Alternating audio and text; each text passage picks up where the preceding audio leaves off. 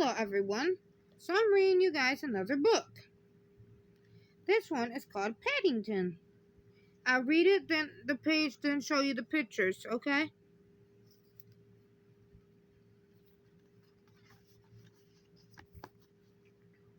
Mr. and Miss Brown first met Paddington on the railway platform. In fact, that was how he came to have such an unusual name for a bear, because Paddington was the name of the station. The Browns were waiting to meet their daughter. The Browns were waiting to meet their daughter Judy, when Mr. Brown noticed something small and furry near the left luggage office. "It looks like a bear," he said. "A bear?" repeated Miss Brown. "In Paddington Station? Don't be silly, Henry. There can't be." Here's the picture.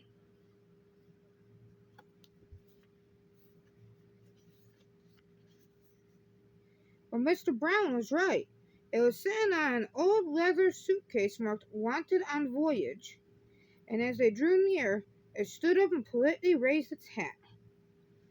"Good afternoon," it said. "May I help you?" "It's very kind of you," said Miss Brown, "but as a matter of fact, we were wondering if we could help you." "You're a very small bear," said Miss Brown. "Where are you from?" The bear looked around carefully before replying, "Darkest Peru. I'm not really supposed to be here at all. I'm a stowaway." Pictures.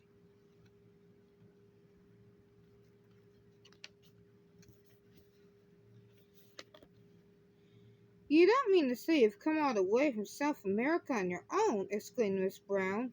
"Whatever did you do for food?" Unlocking the suitcase, the bear took out an almost empty glass jar. "I ate marmalade," it said. "Bears like marmalade." Miss Brown looked at the label around the bear's neck. It said quite simply, "Please look after this bear. Thank you." Pictures.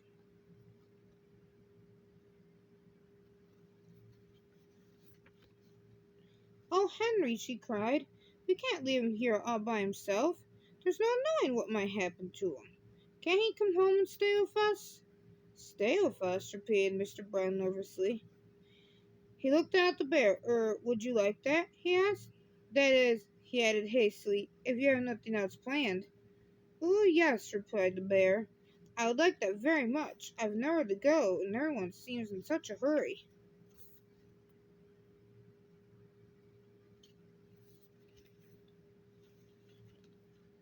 "That settles it," said Miss Brown. "Now you must be thirsty after your journey. Mr. Brown can get you some tea while I go and meet our daughter Judy." "But Mary," said Mr. Brown, "we don't even know its name." Mr. Brown thought for a moment. "I know," she said. "We'll call him Paddington, after the station." "Paddington," the bear tested it several times to make sure. "It sounds very important." Mr. Brown tried it out next. "Follow me, Paddington," he said. "I'll take you to the snack bar."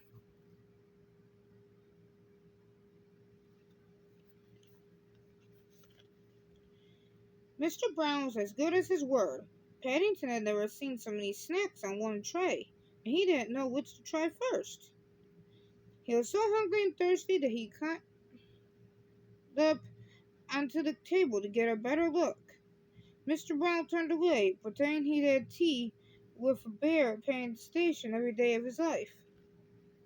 "Henry," cried Mrs. Brown when she arrived at Judy, "what are you doing to that poor bear?" Paddington jumped up to raise his hat, and in his haste he slipped on a strawberry tart, skidded on the cream, and fell over backward into his cup of tea.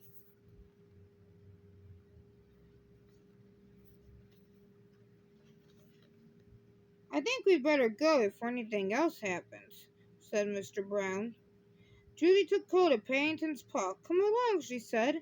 "We'll take you home, and you can meet Miss Bird and my brother Jonathan." Mr. Brown led the way to the waiting taxi. "Number 32 Windsor Gardens, please," he said. The driver stared at Paddington. "Bears is extra," he growled. "Sticky Bears is twice as much. And make sure none of it comes off on my interior. It was clean when I set out this morning."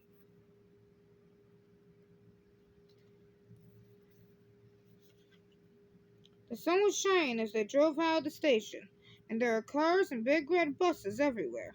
Paddington waved to some people waiting at a bus stop, and several of them waved back. It was all very friendly. Paddington tapped the taxi driver on his shoulder. "It isn't a bit like darkest Peru," he announced. The man jumped at the sound of Paddington's voice. "Cream," he said bitterly. "Cream and jam all over my coat." He slid the little window behind him shut. "Oh dear, Henry," murmured Mrs. Brown. "I wonder if we're doing the right thing."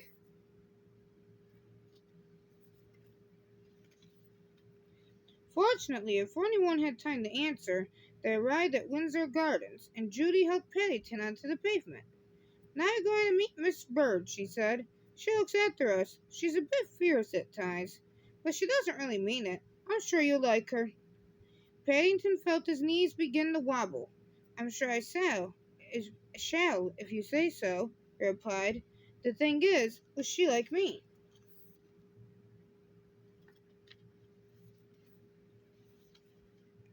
"Goodness gracious!" exclaimed Miss Bird. "What have you got there?" "It's not a what," said Judy. "It's a bear called Paddington, and he's coming to stay with us." "A bear," said Miss Bird, as Paddington raised his hat. "Well, he has good manners, I'll say that for him." "I'm afraid I stepped on a jam tart by mistake," said Paddington. "I can see that," said Miss Bird. "You'd better have a bath before you're very much older. Judy could turn it on for you. I dare say you'll be wanting some marmalade, too." "I think she likes you," whispered Judy.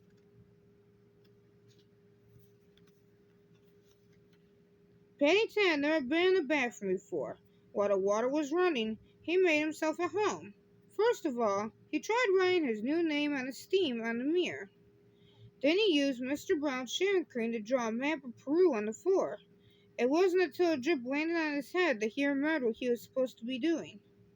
He soon discovered that getting into the bath was one thing, but it's quite another matter getting out again, especially when it's full of soapy water.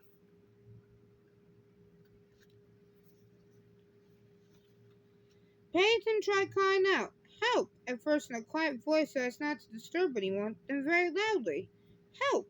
Help!" When that didn't work, he began bailing the water out with his hat, but the hat had several holes in it, and his map of Peru soon turned into a sea of foam.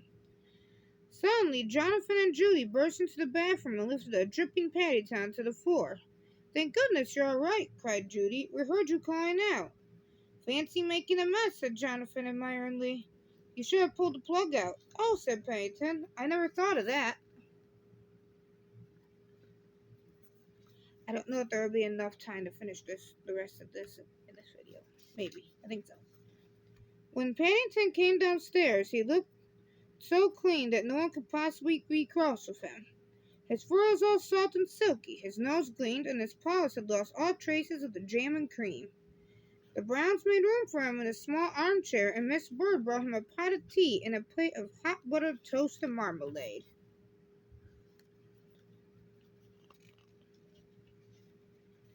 "Now," said Miss Brown, "you must tell us all about yourself. I'm sure you must have had lots of adventures." "I have," said Paddington earnestly. "Things are always happening to me. I'm that sort of a bear." He settled back in the armchair. "I was brought up by my Aunt Lucy in darkest Peru," he began, "but she had to go into a home for retired bears in Lima." He closed his eyes thoughtfully, and a hush fell over the room as everyone waited expectantly. Oop. Last page. After a while, when nothing happened, they began to get restless. Mr. Brown tried coughing. Then he reached across and poked Paddington. "Well, I never," he said. "I do believe he's fast asleep."